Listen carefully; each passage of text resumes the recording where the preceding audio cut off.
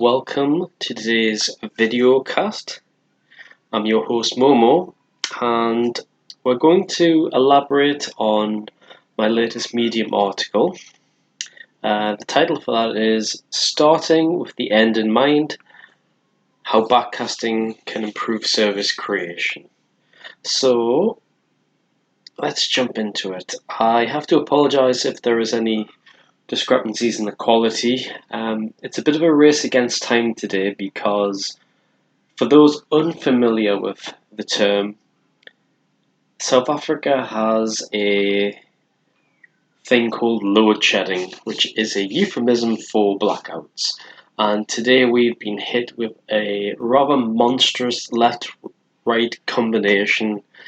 That means we have a 4-hour period of no electricity, and it's created a bit of a scheduling nightmare. So this is very much a one take it or leave it. Let's just hope it's not terrible. So that was a bit of a disclaimer. That's going to have to excuse any ramblings and the such. Anyway, before we kick off, again, this is the usual reminder that this video class format won't be forever. It's just something I'm doing until I've got the means to do something better. All of the content will go out tomorrow for the weekly newsletter. I took a break last week for various reasons. I've had a lot of website stuff I've been doing. And I've also been doing some research on Discord, Gumroad community sort of connections. So I just decided it was better to concentrate on that rather than trying to squeeze everything out and rushing. So that's that. Newsletter will contain all of this. The content for this will also go on my Momo review website. And as always, any links I mention will be in the description below.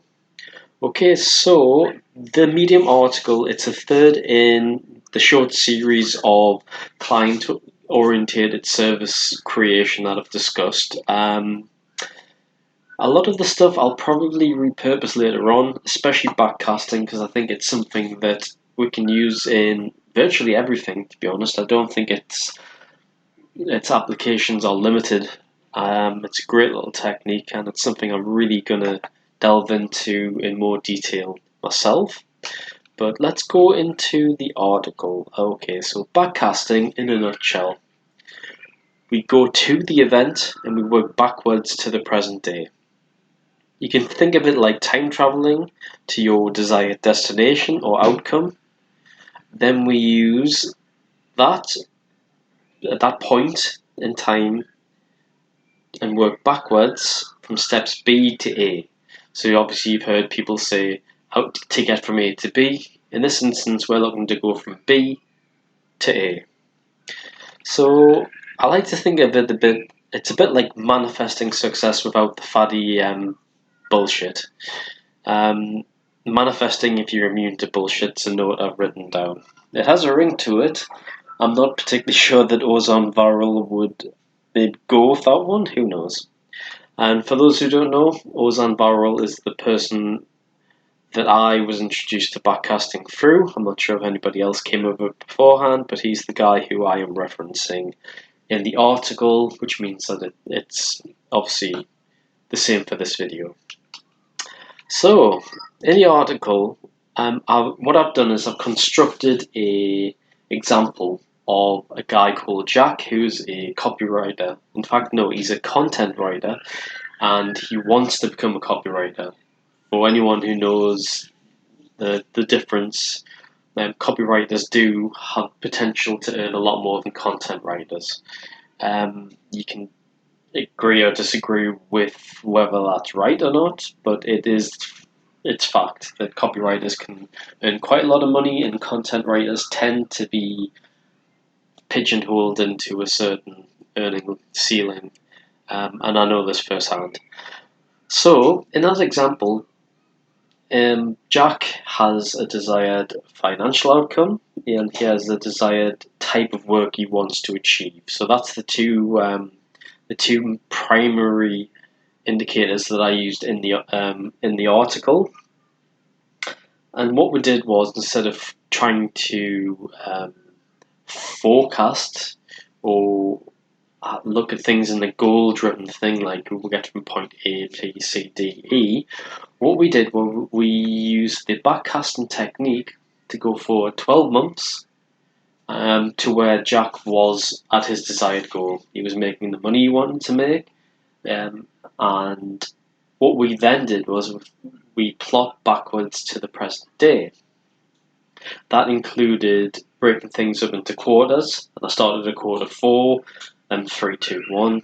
Instead of obviously normally for goals you would do it the other way on. And then what we did was I said that he had 2 clients at $2,000 retainer. I mentioned what kind of work he was doing, which was email marketing, just writing emails basically. And then I did a rough outline of the steps he would have taken to get there. And obviously what we had was a fairly rough outline. It wasn't a huge detail. But what we could start to see was, hang on, that this is actually, anyone could actually use that to say, this is what I'm going to do for the next 12 months. This is the map. This is what I need to do if I want to be in this position in a year's time. And obviously with this outline, you will refine it and you can stretch it out and you can add things in, take things out. But really, you can start to see how useful backcasting can be instead of forecasting, where you kind of always unsure of what you're doing and you make assumptions. And in this scenario, you're essentially kind of cutting all of that out. So I think it's a great little technique. One of the things that I did highlight in the article was the following line: you can take out email marketing and replace it with any skill or sector. So what I'd like you to try and do today, I want you to take out email marketing, copywriting, and replace it with your skill set. Then you can see which parts of the outline that I used in the article, and again, you just copy and paste it, put it into a document or whatever, however you like to arrange your things. Sometimes I use Google Docs, or I still use Word occasionally. I like to plan things in Notion rather than write them. But anything that works for you, go with it. So what you will do is you'll input your skill set instead of copywriting, and you'll also work out what will be your ideal outcome in 12 months. So using the exact same framework, think about where you want to be in the next 12 months' time. That will be in terms of how much money you'd like to make and in terms of what you would like to do. So, and then obviously you replace it with the parts in that outline that aren't relevant. It's perfectly feasible. I would say that if you were to try this out, by the end of today, you could have your own backcasted outline that would then work for a client service offer. And then obviously from there, it's just a case of fleshing out the information and doing further research to refine it. And then you would then have things in quarters, and then you can break things down again and again and again until you have daily and weekly tasks. That's probably something I'll go into a bit more detail in a separate lesson when I talk about how you can effectively time block.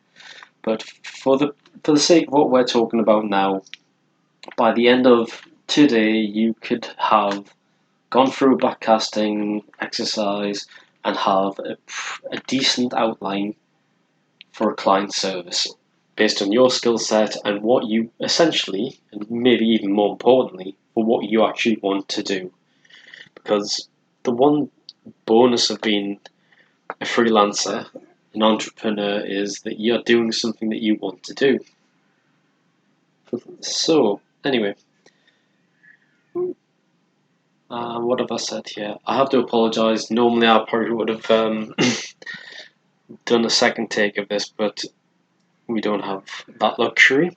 So, as I mentioned, Ozan Varol's the guy who I have to thank for this technique. I've put in the video, in the article, there is an embedded link for a short video. I'm actually going to put that in the description, and I'm going to let Ozan describe backcasting in his own words. I'll also drop a link for an article which he goes into more detail in the description of this video, and I highly suggest that you sign up for his newsletter. He does a great weekly email, and he always has a very interesting way of looking at things from a different perspective, and not in a sort of it's always for a very very good reason, and kind of he never seems to go down the typical line of sort of rinse and repeat guru talk. I think he always tends to have a good counterpoint, which I find a lot more useful. Anyway, I'm going to wrap things up today, and next week we're going to be doing the fourth and final article in this series. I don't have the information to hand what it's about, but there is one more. So please subscribe and click the notification bell. You'll be getting more content, at least on a weekly basis. My newsletter is also in the description, so you can join there. I'll also drop the website there where I host all of the content if you want to watch it, if you prefer looking through the website, have it all in one place. My Medium and Twitter links are in the bio. Please follow me on both. I've been your host, Momo. I wish you all the best for the week ahead. Until next time, keep winning, go well, and give backcasting a try. Cheers.